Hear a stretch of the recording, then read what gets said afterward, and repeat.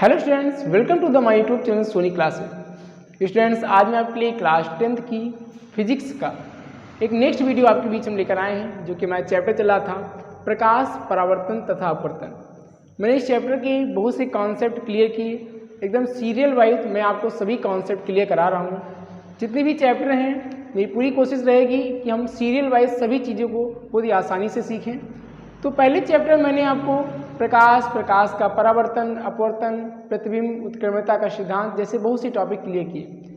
आज का जो हमारा लेक्चर होगा वो क्रांतिक कोण पर होगा, कि क्रांतिक कोण इस चैप्टर का बहुत ही ज़्यादा इंपॉर्टेंट टॉपिक है। तो आज हम क्रांतिक कोण को पढ़ेंगे और बहुत ही आसानी से मैं आपको इसकी परिभाषा बताऊँगा और जो फिगर बनाऊँगा उस फिगर पर आप थोड़ा फोकस कीजिएगा। फिगर की सहायता से परिभाषा को बहुत अच्छे से हम क्लियर करेंगे। तो सबसे पहले आपने यदि पीछे से हमारी वीडियो नहीं देखी है तो आप सीरियल वाइज वीडियो देखें, जिससे सभी चीज़ें आपको चैप्टर को लेकर क्लियर रहें, क्योंकि चैप्टर का कॉन्सेप्ट क्लियर होता है तो सभी चीज़ें बहुत अच्छे से क्लियर होती हैं। तो आज हम क्रांतिक कोण आपको पढ़ाएंगे, जो कि बहुत ध्यान से आपको समझना है। तो चलिए स्टार्ट करते हैं। क्रांतिक कोण। क्रांतिक कोण, देखिए क्रांतिक कोण को समझना बहुत ही जरूरी है, क्योंकि हमारे चैप्टर का बहुत ही ज़्यादा इंपॉर्टेंट टॉपिक है और पेपर में कई बार पूछा गया है। क्रांतिक कोण, इंग्लिश बोलेंगे क्रिटिकल एंगल। क्रिटिकल एंगल, ये क्रांतिक कोण को आप ध्यान से समझना। तो ये क्रांतिक कोण की एक स्पेशल कंडीशन होती है कि ये प्रकाश की जो किरण होती है वो सघन माध्यम से विरल माध्यम में प्रवेश करती है। मतलब प्रकाश की जो किरण होती है वो सघन माध्यम से विरल माध्यम में प्रवेश करती है। ये इसकी स्पेशल कंडीशन है। ये सघन माध्यम से कहाँ जाती है? विरल माध्यम में। कभी ये विरल माध्यम से सघन माध्यम में नहीं आती, इस बात को आपको ध्यान रखना है, ठीक है ना। अब यहाँ पर क्या करेंगे, हम यहाँ पे माध्यम लेंगे, इस प्रकार से यहाँ पे माध्यम लेंगे, इस प्रकार से हम दो माध्यम लेंगे। ये ऊपर हमारा हो जाएगा विरल माध्यम, आप किसी को ऊपर नीचे ले सकते हो, और ये हमारा हो जाएगा सघन माध्यम। मतलब ऊपर मैंने विरल माध्यम लिया, नीचे मैंने क्या लिया? सघन माध्यम लिया। अब यहाँ पर क्या करेंगे, एक प्रकाश की किरण को आपतित करेंगे। यहाँ पे प्रकाश की किरण को हम सघन माध्यम से सघन माध्यम से प्रवेश करना है, तो मैंने प्रकाश की किरण को सघन माध्यम से आपतित कराया। अब यहाँ पर क्या खींचेंगे? अभिलंब। यहाँ पर हम अभिलंब खींचेंगे। अब आपको मैंने प्रकाश के अपवर्तन में बताया था कि जब कोई प्रकाश की किरण सघन माध्यम से विरल माध्यम में जाती है तो अभिलंब से दूर हट जाती है। देखिए आपको प्रकाश के अपवर्तन में सभी चीज़ें सिखाई गई थी। सघन से विरल में जाता है तो क्या होता है, विरल से सघन में जाता है तो क्या होता है, दोनों कंडीशन को मैंने आपको बहुत ही डिटेल में समझाया था। आप प्रकाश के अपवर्तन को भी अच्छे से तैयार कर लें, अगर नहीं देखा है वीडियो तो जरूर देख लें, क्योंकि वो भी बहुत इंपॉर्टेंट टॉपिक है, ठीक है ना। तो यहाँ पर क्या होगा कि प्रकाश की किरण जब सघन माध्यम से विरल माध्यम में जाएगी तो अभिलंब से दूर हट जाएगी, इस प्रकार से यहाँ पर होगा। अब यहाँ पे एक स्पेशल कंडीशन देखी गई। अब जैसे इस जो यहाँ पे आपतित किरण होगी उस अभिलंब के साथ जो कोण बनाएगी ये हो जाएगा हमारा आई, जिसे हम आपतन कोण बोलेंगे, और ये अभिलंब के साथ जो अपवर्तित किरण होगी वो जो कोण बनाएगी वो क्या होगी? आर, जिसे हम क्या बोलेंगे? अपवर्तन कोण बोलेंगे।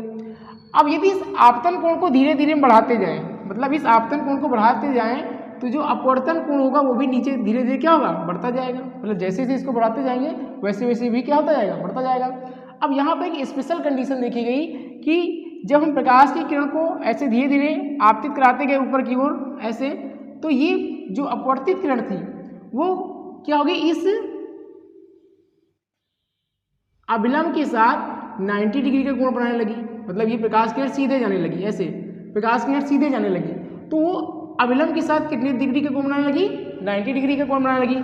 तो ये जो हमारी आपतित किरण थी, यही आपतित किरण क्या कहलाने लगी? क्रांतिक कोण कहलाने लगी। मतलब परिभाषा यहाँ पे ध्यान से समझना, हम आपको परिभाषा समझाएंगे। पहले मैंने क्या बताया कि प्रकाश की किरण को सघन माध्यम से प्रवेश कराया, तो ये प्रकाश की किरण क्या हुई? अभिलंब से दूर हट गई। फिर मैंने इस आपतन कोण को बढ़ाया तो ये अपवर्तन कोण भी नीचे क्या होगा? बढ़ेगा।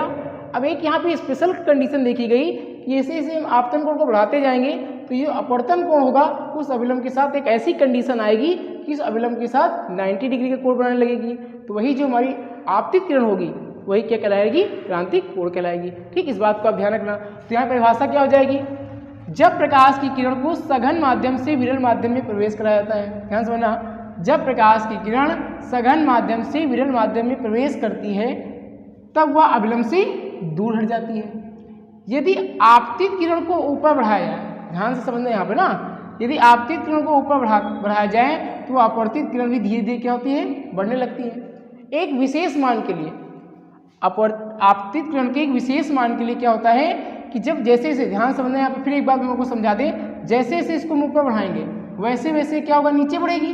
तो एक समय आएगा कि उस अभिलंब के साथ ही 90 डिग्री का कोण बनाने लगेगी। तो यही जो आपतित किरण होगी, आपतित कोण होगी, वही क्या कहलाएगी, क्रांतिक कोण कहलाएगी। इस बात को आप ध्यान से समझ लीजिए। सबसे पहले परिभाषा तो बाद में क्लियर हो जाएगी, लेकिन सबसे पहले आप इस फिगर को अच्छे से समझिए, क्योंकि फिगर ही सबसे ज़्यादा इम्पॉर्टेंट है। ठीक है, आप फिगर को अच्छे से नहीं समझोगे तब आपको बहुत ही दिक्कत आएगी, इसलिए फिगर को समझना बहुत ही ज़्यादा जरूरी है। ठीक है ना।